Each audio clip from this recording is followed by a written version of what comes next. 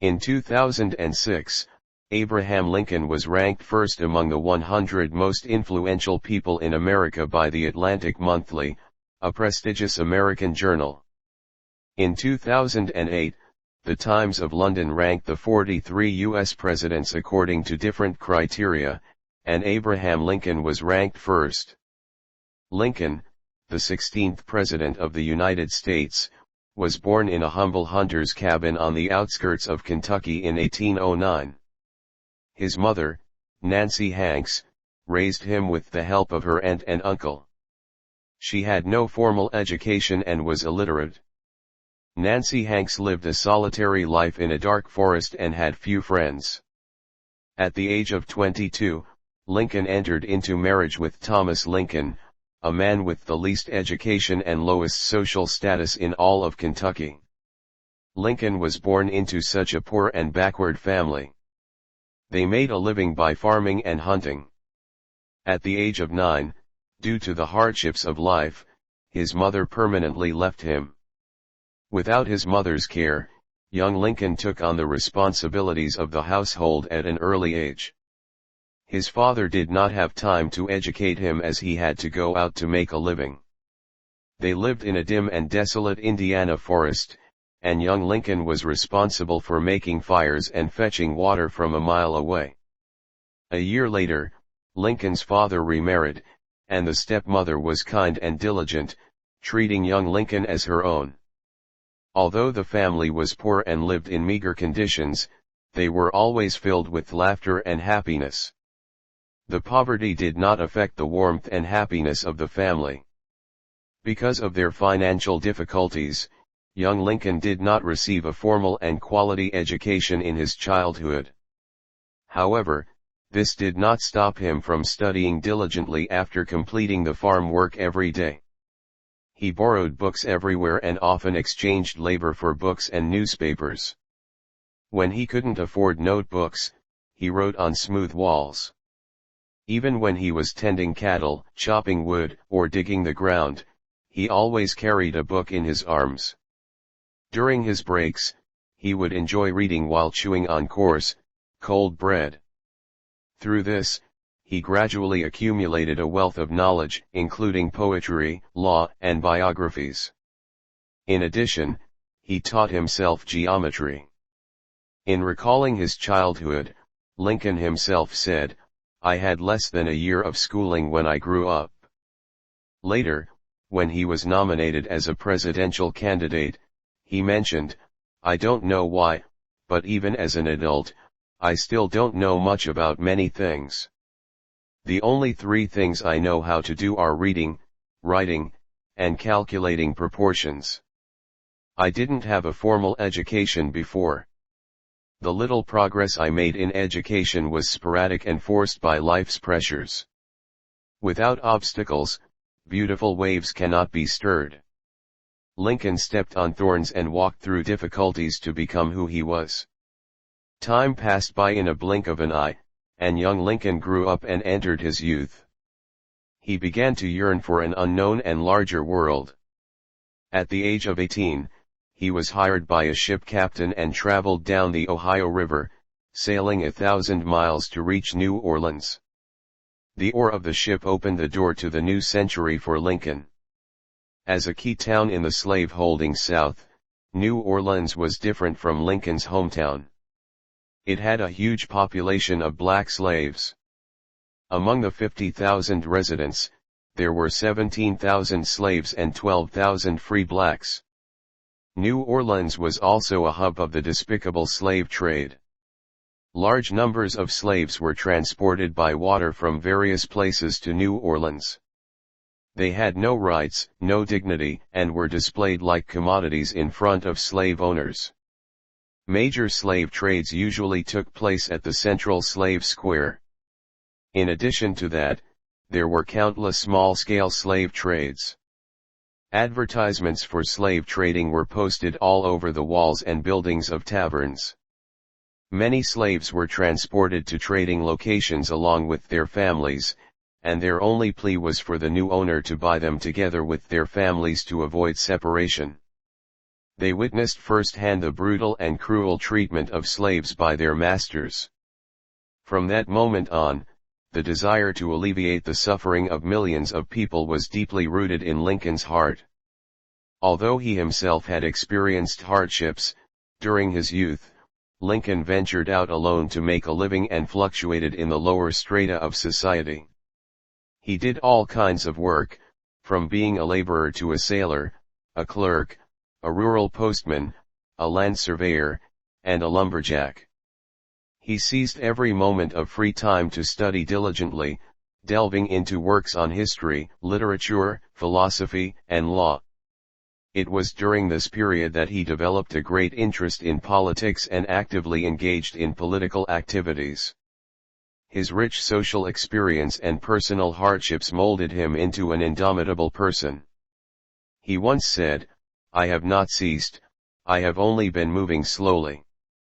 At a political gathering, he delivered his first political speech, in which he criticized the institution of slavery and put forward suggestions beneficial to public affairs.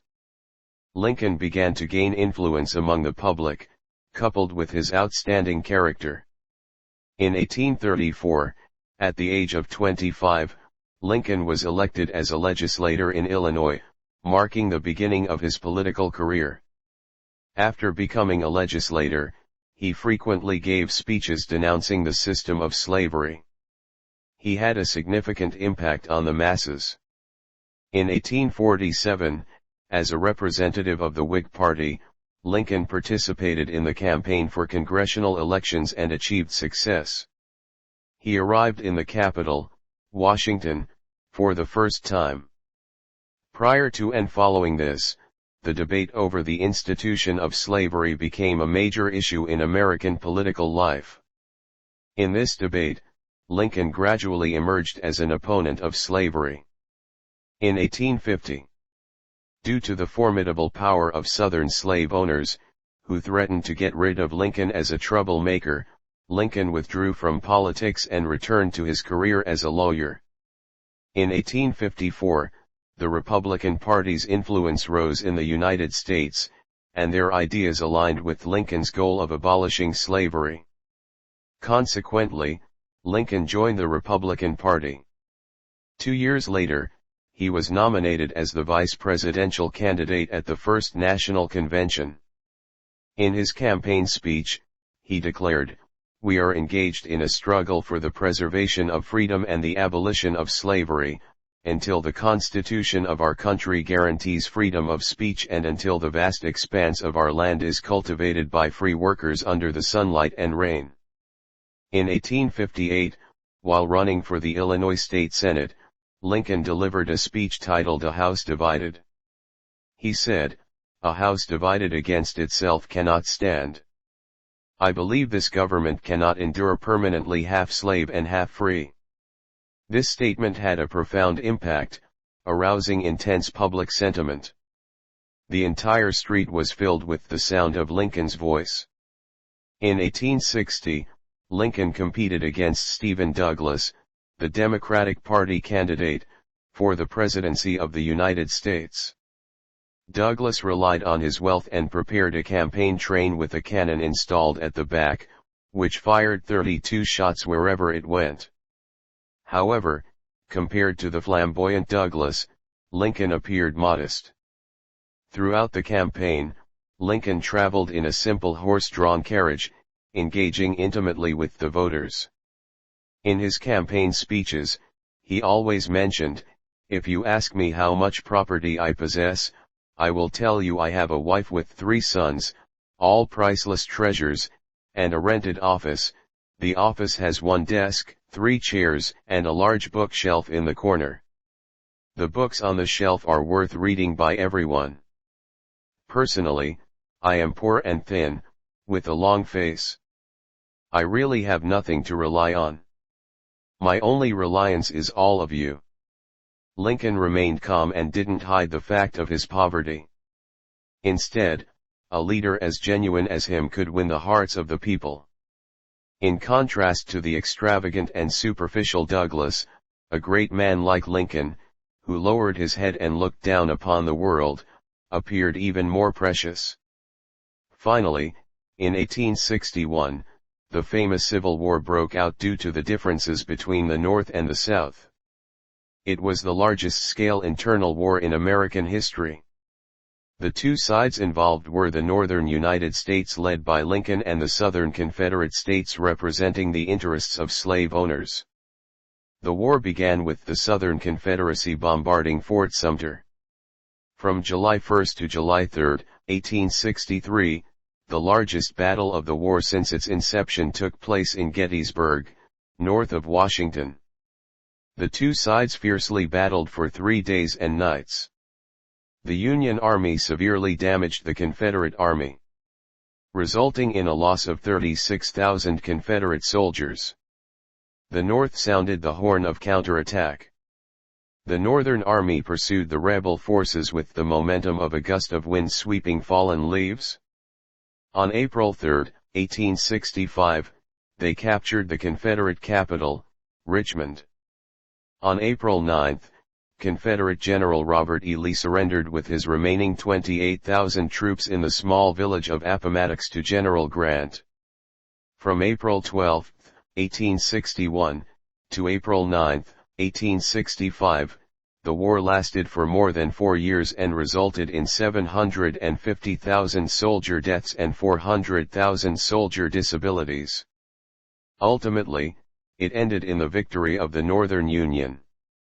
On April 14, 1865, which happened to be Good Friday, 5 days after the victory of the Civil War, Lincoln, as usual, was in his office handling various documents and meeting with senators and government officials. When discussing the issue of the Civil War, Lincoln clearly stated that there had been too much bloodshed and death and that it could end. The afternoon proceeded normally, with the day's work proceeding in an orderly manner without any noticeable difference. At 4 p.m., Lincoln invited General Grant and his wife to Ford's Theater to watch an opera. Interestingly enough, on their way to the War Department, Lincoln suddenly had a vague sense of foreboding and hesitated. He wondered if he should cancel the plan to go to the theater. However, the valiant warrior, just returned from the battlefield, quickly dispelled the thought of turning back and proceeded towards the abyss of death. For his own safety, he personally requested Secretary of War Stanton to assign a colonel named Eckert as his bodyguard for the evening. But Stanton informed the president that Eckert had already been assigned a task that night, so he had to appoint a military officer named Bryan as the president's guard. Lincoln didn't dwell on it and carried on with his plans for the evening as originally intended. The performance was excellent, and as the climax of the plot slowly unfolded, the assassin Booth calmly entered the president's box at 10 p.m. Strangely enough, the box was supposed to be locked, but the lock had been broken several days earlier, and no one had reported it. Since Booth was originally an actor, the guards didn't intervene much. The guard was supposed to be stationed in the hall, the main route to the box, but he had no interest in watching the play and had instead hidden in another room to drink. When Booth entered the box, he saw Lincoln sitting with his back to him, engrossed in watching the play. He immediately unbuttoned his coat and took out a pistol. Bang! Bang! Bang! 8 shots were fired. Lincoln was hit by 6 bullets and fell to the ground. At 7:22 on the morning of April 15, the doctor declared the rescue efforts futile, and President Lincoln passed away. Abraham Lincoln, the 16th President of the United States, who resolutely led the nation toward unity and the great goal of emancipating slaves, met his end. He paved the way for the United States to become the world's leading power in the 19th century. Coming from humble origins, he dedicated his life to the struggle for the support of others on the path of revolution. Lincoln once said that with God's help, our nation would experience a new birth of freedom, and our government of the people, by the people, for the people would not perish from the earth. This is not only the desire of the American people but also the cause pursued by people all over the world.